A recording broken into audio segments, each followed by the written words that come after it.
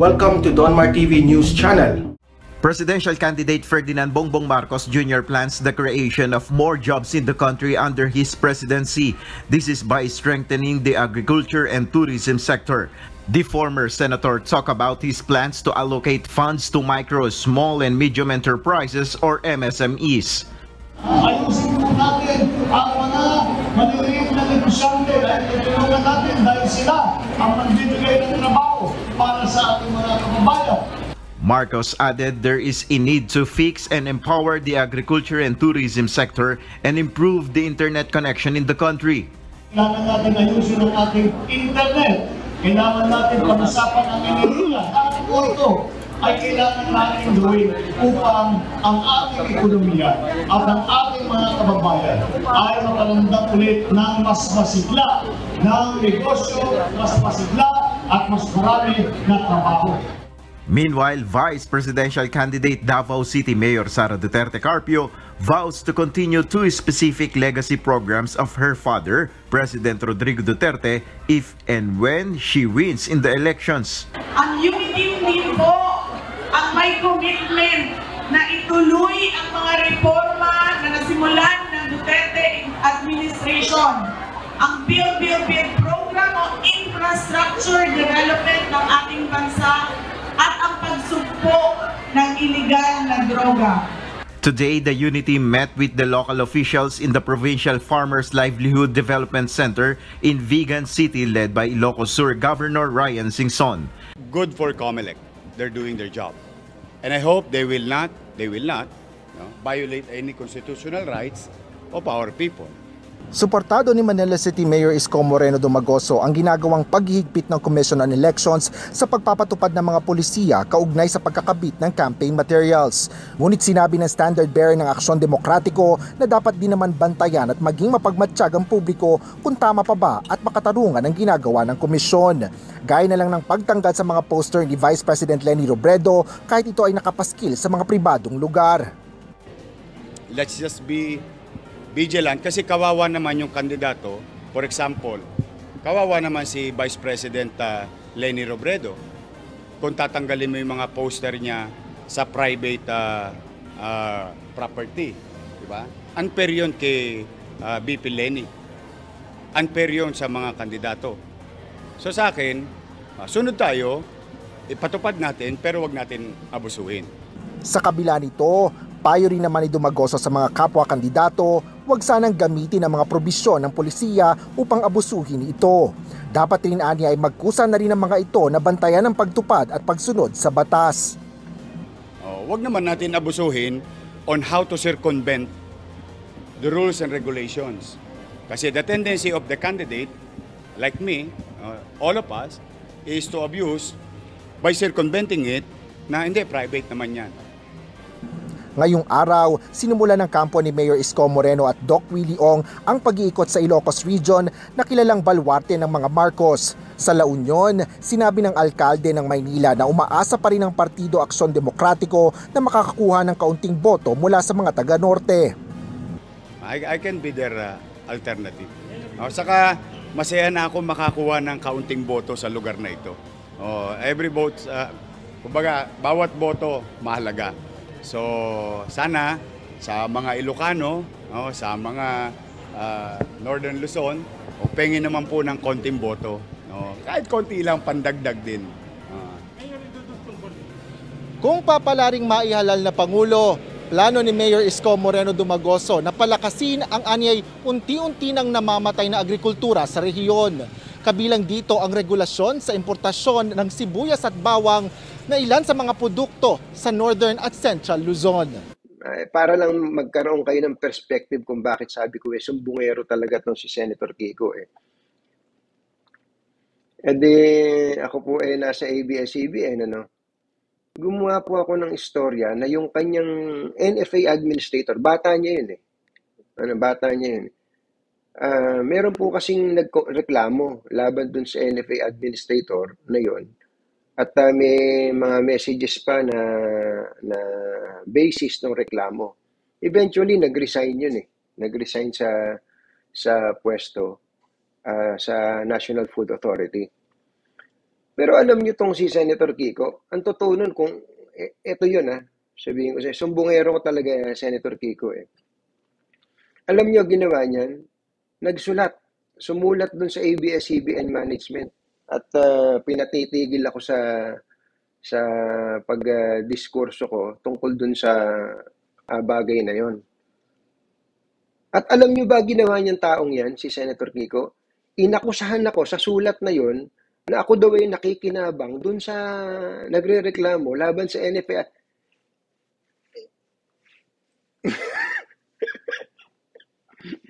Kaya ako hindi ko alam kung talagang taga Nueva Ecija tong lahi nito si Kiko Pangilinan dahil sinasabi niya taga General Tino Nueva, baka naman taga General Tino Nueva Ecija talaga. Pero nagsumbong doon sa management ng ABS-CBN. Alam niyo ba, ako'y binawalan ng management ng ABS-CBN noon na talakayin, mag-discuss tungkol kay Kiko dahil nagre-reklamo si Kiko Pangilinan doon sa management. Sumulat nga ako dyan Sumulat ako in response to his letter. Sumulat ako sa management. Sinabi ko, tinatawagan ko nga siya, ayaw niya magpa-interview sa akin during that time Tapos, ang ginawa niya, nag-invento siya ng kwento, tapos, dahil bata nga niya kasi pumasok, lumabas yung istorya. May nagreklamo Hindi ko maalala kung ano pangalan nung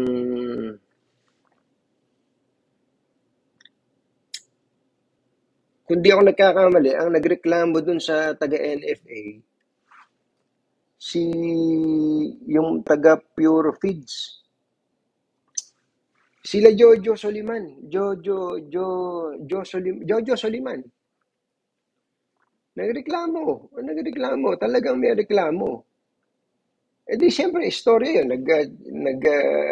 I-interview tayo, merong basis, may sulat ka, may nareklamo, may complaint, may interview. Tapos, nung inere natin, bigla ba namang sasabihin ako daw, parang ang esensya ng sulat niya sa management nun, ako daw ay nakikinabang. Yung pangkaraniwan nilang bintang na bayaran nung yun lang hirap sa kanila Paborito nilang linya yun Pagka hindi nila nagustuhan yung sinasabi mo, sasabihin siya, bayaran ka na. Ibang klase Kaya, sumbongero yan. Ako naman, during that time, niwala kayo, siyempre, susunod ako. Naintindihan ko naman yung management nun kung bakit pinagbigyan siguro na wag ko daw i-discuss yung topic. Hanapin ko nga yung yung minimohan ako tungkol dyan Sumagot naman ako. Well, anyway, nabanggit ko lang yon para sabihin na hindi naman katakataka.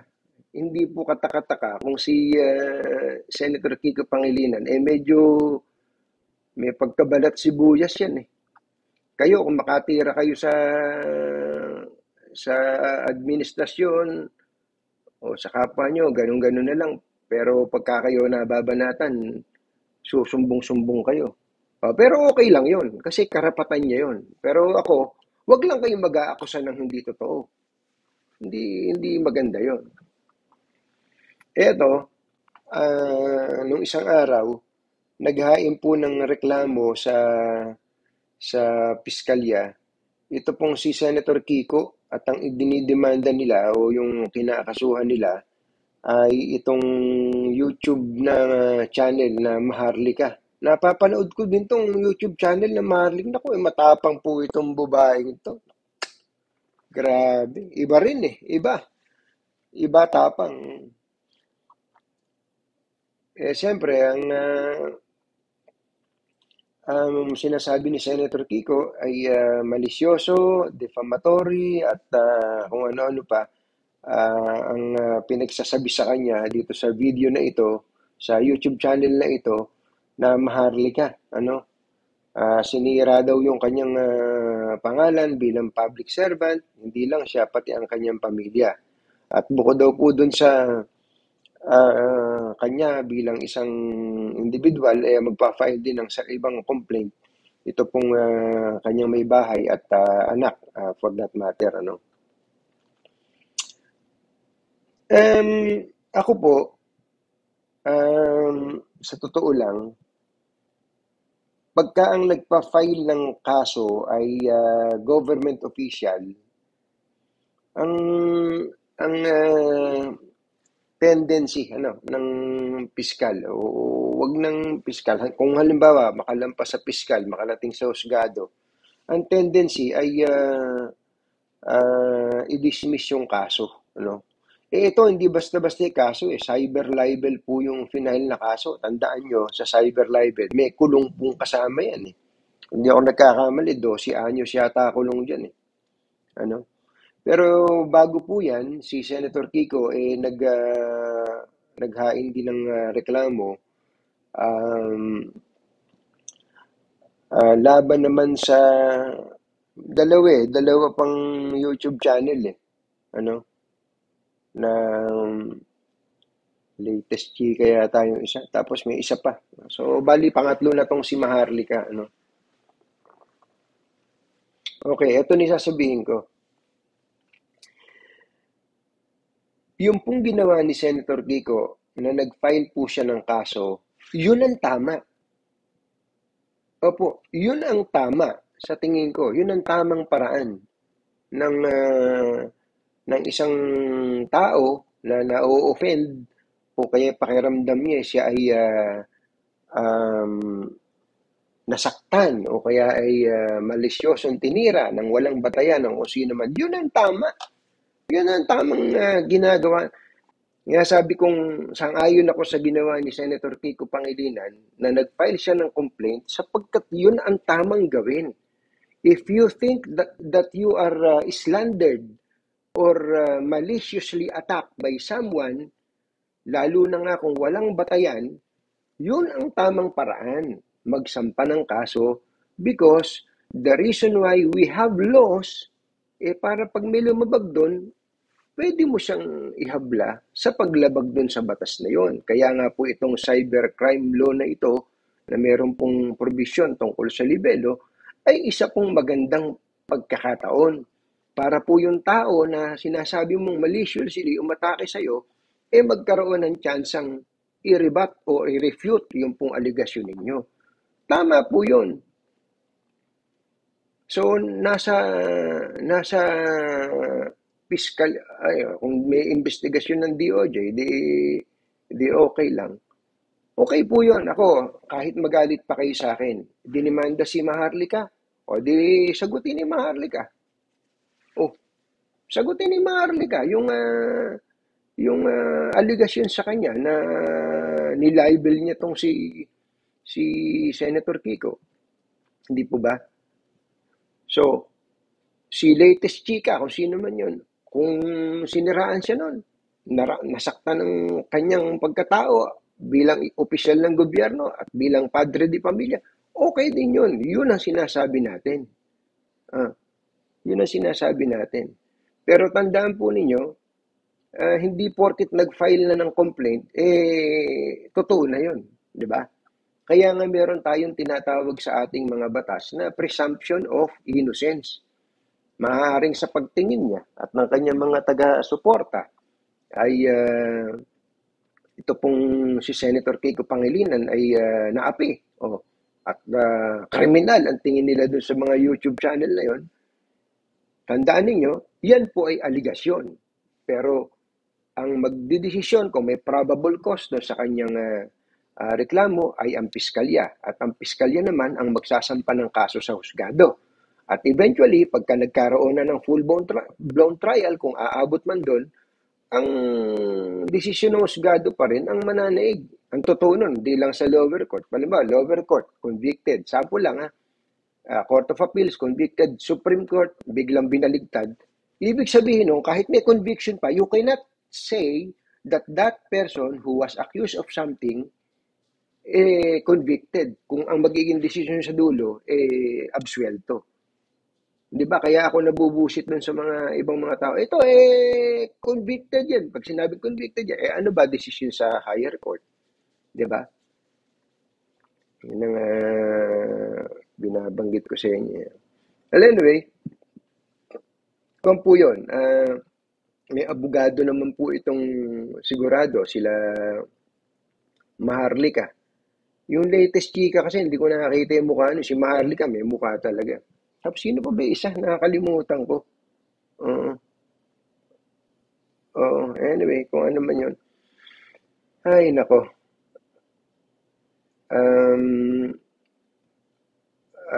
Hintayin natin ang magiging decision po ng piskalya dyan. At eventually, ang husgado, kung aabot man doon. Ano. Pero tama yun. Ha? Tama po yun. Kung ang sino man, uulitin ko po ito, ako, kung naiinis kayo sa pinagsasasabi ko, demanda nyo ako. Kung may batayan kayo, sabihin nyo, nag-iimbento ako ng kwento para siraan ng sino man dito. Ayun, kung tingin nyo, may ebidensya, pwede nyo akong file ng kaso. Ano? Yun lang yun. Yun lang po yung sinasabi ko. Ha? Pero tandaan nyo, sumbungero talaga. Sumbungero yan si Kiko Pangilinan. Totoo nun, yung umpisa kung ba't nabuisit ako sa kanya. Hindi naman siya ang paksa ko dun eh. Wala namang kaming problema ni Senator Kiko Pangilinan. Katatanggol niya dun sa tao. Siguro pakiramdam niya, dahil nabanatan ko yung bata niya, ang magre-reflect yun sa kanyang persona bilang presidential advisor during that time.